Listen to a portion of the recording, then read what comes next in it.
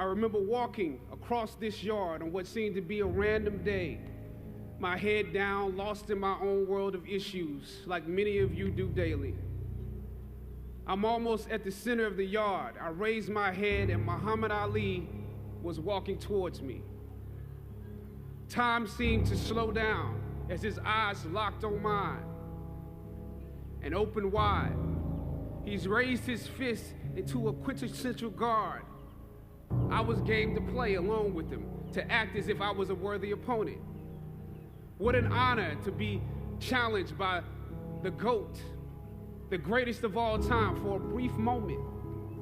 His face was as serious as if I were Frazier in the Thriller in Manila. His movements were flashes of a past greater than I can imagine. His security let the joke play along for a second before they ushered him away. And I walked away floating like a butterfly. I walked away amused at him, amused at myself, amused at life for this moment that almost no one would ever believe. I walked away light, ready to take on the world. The dynamics of positive and negative seem to exist in extremes. I told you I'm the real champion. I told you I'm the champion of the world. All of you bow. Throughout ancient times, institutions of learning have been built on top of hills to convey that great struggle is required to achieve degrees of enlightenment.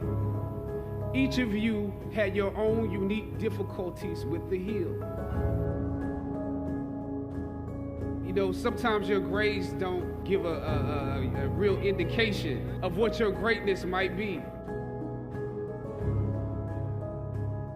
You would rather find purpose than a job or a career. Purpose crosses disciplines. Purpose is an essential element of you. It is the reason you are on the planet at this particular time in history.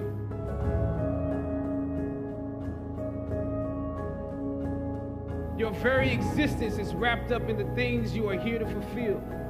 Whatever you choose for a career path, remember the struggles along the way are only meant to shape you for your purpose.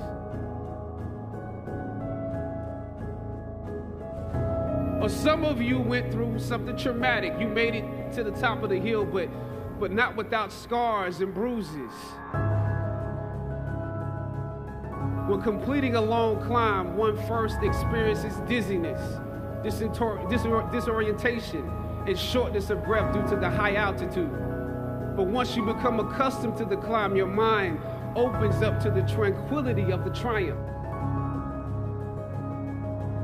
Oftentimes, the mind is flooded with realizations that were for some reason harder to come to when you were at a lower elevation.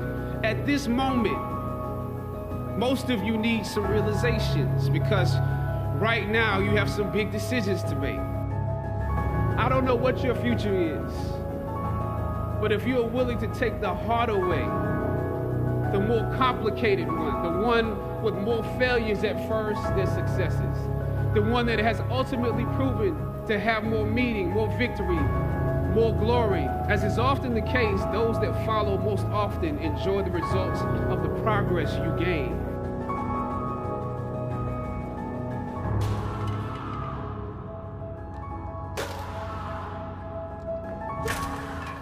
Sometimes you need to get knocked down before you can really figure out what your fight is.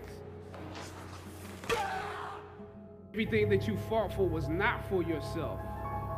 It was for those that come after.